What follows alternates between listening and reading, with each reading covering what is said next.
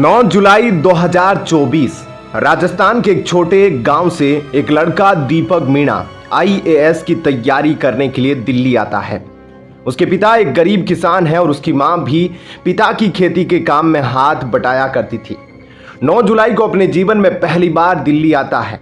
दिल्ली जाने से पहले दीपक ने अपनी मां से कहा था कि यूपीएससी पास करने के बाद ही वापस आऊंगा और तुम्हें सोने की गद्दी पर बिठाऊंगा, चिंता मत करना। और यह लड़का इतना तेज था कि उसने महज 2 महीने की तैयारी में भारत के सबसे टफ एग्जाम को क्वालिफाई कर लिया। यह माना जा रहा था कि यूपीएससी की फाइनल मेरिट लिस्ट में भी इसकी रैंकिंग 2 डिजिट में रहेगी, यानी कि 1 से 99 तक की रैंक के बीच में इस लड़के का स्थान लगभग सुनिश्चित माना जा रहा था। क्योंकि जिस प्रीलिम्स एग्जाम में अच्छे लोग क्वालिफाई नहीं कर पाते, यानी कि जिनकी मेंस की तैयारी भी अच्छी रहती है, बहुत सारे वे स्टूडेंट भी क्वालिफाई नहीं कर पाते हैं। लेकिन इस लड़के ने महज 2 महीने में वह कर दिखाया जिससे पूरी आईएएस दृष्टि कोचिंग भी अचंभित रह गई। लेकिन दुर्भाग्य से मेंस एग्जाम शुरू होने से कुछ दिन पहले ही इस दीपक मीणा का शव झाड़ियों के बीच मिलता है। आखिर यह सब कैसे हुआ? यह सब बातें जानने के बाद आप भी कहेंगे कि आखिर लोगों की मानवता कहां चली गई है। इस घटना की पूरी कहानी सुनने के बाद आपका भी खून खौल जाएगा। 9 जुलाई 2024 को दिल्ली आने के बाद दीपक जब स्टेशन के बाहर निकलता है तो वह देखता है कि हर जगह केवल दृष्टि आईएएस की ही होर्डिंग लगे हैं। वह मोबाइल पर यूट्यूब पर भी देखा था कि आईएएस की तैयारी के लिए दृष्टि कोचिंग एक अच्छी कोचिंग मानी जाती है। वह मेट्रो के जरिए मुखर्जी नगर पहुंचता है और वहां पर वह दृष्टि आईएएस कोचिंग सेंटर ज्वाइन करता है। उस लड़के की फाउंडेशन स्ट्रांग थी, लेकिन एग्जाम क्रैक करने की अप्रोच इसके पास नहीं थी। स्टार्टिंग के मॉक टेस्ट में इसके थोड़े कम नंबर आते थे, लेकिन अपनी कमजोरी को दूर करने के लिए दृष्टि आईएएस की लाइब्रेरी में यह घंटों समय बिताता था। वह दिन रात एक करके जमकर पढ़ाई करता था। 1-2 सप्ताह के भीतर ही उसने अपने आप को बहुत इम्प्रूव कर लिया। अब जितने टेस्ट मॉक टेस्ट कोचिंग का देता था उसमें उसके नंबर काफ़ी अच्छे आते थे। उसके हर एग्जाम के नंबर्स इतने अच्छे आने लगे थे, जो पहले से तेज बच्चे थे उन्हें भी अचंभा होने लगा कि कैसे 1 महीने भी इसके आए हुए नहीं हुए और इतने अच्छे मार्क्स आने लगे। खैर, जब मॉक टेस्ट की डेट रहती थी वह उस दिन एग्जाम देता था और अचानक एक दिन वह दृष्टि आईएएस एकेडमी से गायब मिलता है। उस दिन तो किसी ने कोई पूछताछ नहीं की कि वह कहाँ है, क्या है, क्योंकि 1 दिन 2 दिन गायब होना समझ में आता है। लेकिन तीसरे दिन चौथे दिन भी जब वह लाइब्रेरी या मॉक देने नहीं पहुंचता है तो उसकी खोजबीन पूछताछ शुरू होने लगती है। उसके बाद आईएएस दृष्टि सेंटर वाले उसे कॉल करते हैं यह जानने के लिए कि वह लाइब्रेरी क्यों नहीं आ रहा है, वह मॉक टेस्ट क्यों नहीं दे रहा है, लेकिन उसका मोबाइल फोन स्विच ऑफ बताता है।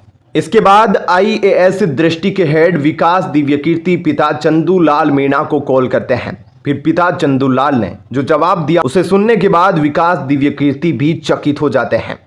उसके पिता कहते हैं कि 1 सितंबर को वह बेटे से मिलने दिल्ली गए भी थे।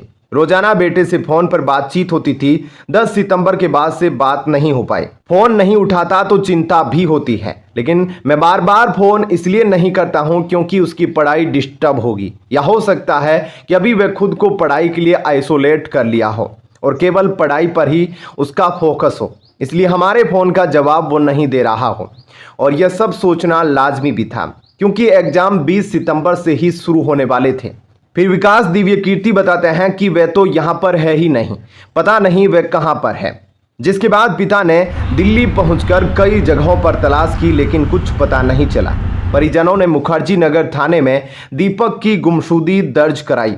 उसकी खोजबीन शुरू होती है। पुलिस की टीम बहुत सारी जगहों पर तलाशी करती है। फिर ये लोग सोचते हैं कि जिस दिन यूपीएससी का एग्जाम शुरू हो रहा है उस दिन ये लोग डायरेक्ट सेंटर पर पहुंचेंगे, क्योंकि उसके एडमिट कार्ड भी आ गए थे। सेंटर भी पता था, तो उस सेंटर पर परिजन और घर वाले, पुलिस, ये सब लोग पहुंचते हैं और ये लोग समझते हैं वह एग्जाम देने तो जरूर आएगा, क्योंकि इतना तेज बच्चा वह कैसे ऐसे बड़े एग्जाम को छोड़ सकता है। जब तक एग्जाम शुरू नहीं हो गए तब तक ये लोग गेट पर एक एक बच्चे को देखते हैं, निगरानी रखते हैं, लेकिन इन बच्चों में एक भी बच्चा दीपक मीणा नहीं निकला। उसके घर वाले काफी हताश दिख रहे थे। तभी पुलिस स्टेशन से इन लोगों को खबर मिलती है कि एक शव मिला है। यह सुनने के बाद दीपक मीणा के पिता चंदूलाल मीणा के पैरों तले जमीन खिसक जाती है, क्योंकि उन्हें अंदर ही अंदर डर था कि कहीं वह शव उनके बेटे की ना हो, क्योंकि उन पुलिस वालों ने इन्हें यह बताया कि उस शव वाले शख्स की एज लगभग 22 से 25 साल के बीच में लगती है। यह सुनने के बाद उसके पापा काफी डर जाते हैं और अंदर ही अंदर यह शंका होती है कि कहीं उनके बेटे का ही यह शव न हो, क्योंकि दीपक 10 दिनों से गायब था और कोई अता पता उसका नहीं चल रहा था। यह शव मुखर्जी नगर से सटे दिल्ली विश्वविद्यालय के हॉस्टल के अंदर झाड़ियों में मिलता है। 20 सितंबर को दीपक के पिता चंदूलाल मीणा उस शव को देखते हैं तो वे पहचान करते हैं कि वह शव उनके बेटे का ही है। उसके बाद पुलिस इन्वेस्टिगेशन के बाद बताती है कि इसने अपनी जान खुद दी है और उस दिन से विकास दिव्यकीर्ति पुलिस के संपर्क में आते हैं और पुलिस से लगातार पता नहीं क्या बातचीत करते रहते हैं। पिता चंदूलाल कहते हैं कि उनका बेटा इस स्थिति में नहीं था कि वह अपनी जान खुद दे। वह कहते हैं, हमें लगता है कि उसे मारा गया है और सोची समझी साजिश के तहत इसे खत्म किया गया है। इस संबंध में कोचिंग संस्थान दृष्टि IAS की ओर से भी 9 बिंदुओं का एक प्रेस रिलीज जारी किया गया। दृष्टि ने कहा, दीपक कुमार मीणा मुख्य परीक्षा 2024 की तैयारी के लिए इसी साल 10 जुलाई को हमारी कोचिंग से जुड़े थे। वह 10 सितंबर तक लाइब्रेरी में आकर पढ़ाई कर रहे थे। दीपक की तारीफ करते हुए कोचिंग संस्थान ने कहा कि उसने जितने भी टेस्ट दिए थे सभी में अच्छे अंक मिले थे और उनकी तैयारी काफ़ी अच्छी चल रही थी। कोचिंग संस्थान ने कहा 11 सितंबर की सुबह वे अपने PG के साथियों के साथ लाइब्रेरी में नहीं आए। दोस्तों ने पूछा तो उन्होंने कहा कि वे बाद में आएंगे, लेकिन उसके बाद से उनसे कोई संपर्क नहीं हुआ। इसके बाद 13 सितंबर को दीपक के रूममेट ने हमारी टीम को बताया कि दीपक 11 तारीख से PG में नहीं लौटा और फ़ोन भी नहीं उठा रहा है। सूचना मिलते ही हमारी टीम कोऑर्डिनेटर ने दीपक के नंबर पर कई बार फ़ोन किया, लेकिन फ़ोन नहीं उठा। इसके तुरंत बाद हमने दीपक के परिवार को सूचना दी। वह भी इस बात से परेशान थे कि 2 दिनों से दीपक से संपर्क नहीं हो पा रहा है। कोचिंग ने कहा कि दीपक कुमार मीणा ने कभी भी किसी तरह के तनाव या दबाव की शिकायत अपने दोस्तों से नहीं की। आखिर में कोचिंग संस्थान ने भरोसा दिलाया है कि वह इस मामले में दिल्ली पुलिस की पूरी मदद करेंगे। अब यहाँ पर एक पॉइंट ये आता है कि हो सकता है कि दृष्टि IAS कुछ चीज़ों को छुपा रही हो सकता है कि उसे दीपक मीणा की किसी से दुश्मनी रही होगी या फिर कुछ फाइनेंशियल फीस के लेन देन को लेकर कोई इशू हो, कुछ भी हो सकता था। और इस पर इन्वेस्टिगेशन CBI करती तो कुछ बड़े बड़े खुलासे निकलने वाले थे। आखिर सवाल यह है कि आखिर एक तेज तर्रार कैंडिडेट जिसने प्रीलिम्स की एग्जाम क्वालिफाई कर ली, उसके अलावा मेंस के मॉक टेस्ट में भी इसके अच्छे खासे मार्क्स थे, सब कुछ अच्छा रहता है, फिर मुखर्जी नगर से सटे विश्वविद्यालय में इसका शव मिलता है और पुलिस इसे कहती है कि यह खुद से जान दिया हुआ केस है। लेकिन उसके पिता का मानना है कि उनका बेटा यह काम कर ही नहीं सकता और इसका मर्डर हुआ है। मित्रों, आपको क्या लगता है इसके साथ आखिर क्या हुआ होगा? आप अपनी राय इस कमेंट बॉक्स में जरूर बताएं और CBI जांच के लिए जरूर कमेंट बॉक्स में जस्टिस फॉर दीपक मीणा लिखिए, ताकि इस राजस्थान के बेटे को इंसाफ मिल सके। क्योंकि जो दृष्टि IAS कोचिंग है वह क्लियर नहीं बता रहा, वह डिप्लोमेटिक जवाब देते हुए नजर आ रहा है। वह यह बता रहा है कि दीपक के अच्छे मार्क्स भी आते थे और इस पर कोई स्ट्रेस नहीं था और इसकी किसी से दुश्मनी नहीं थी। लेकिन दूसरी तरफ दृष्टि IAS यह भी बोलता है कि यह लड़का खुद से जान नहीं दे सकता।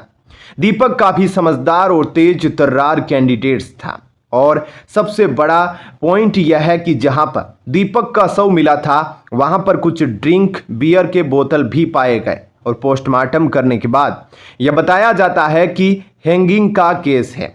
लेकिन आजकल हो सकता है कि उनके मित्र पहले कुछ नशे दिए हो, उसके बाद इस तरह से उसे खत्म किया गया हो, जिस तरह से किसी को लगे कि यह हैंगिंग केस बनकर ही न्यूज़ में आए।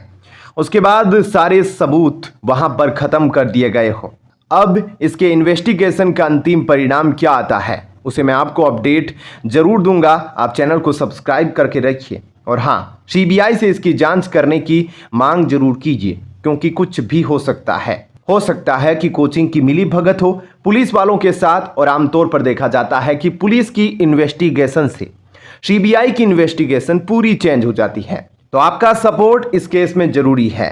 सतर्क रहे, जागरूक रहे। वंदे मातरम, जय हिंद।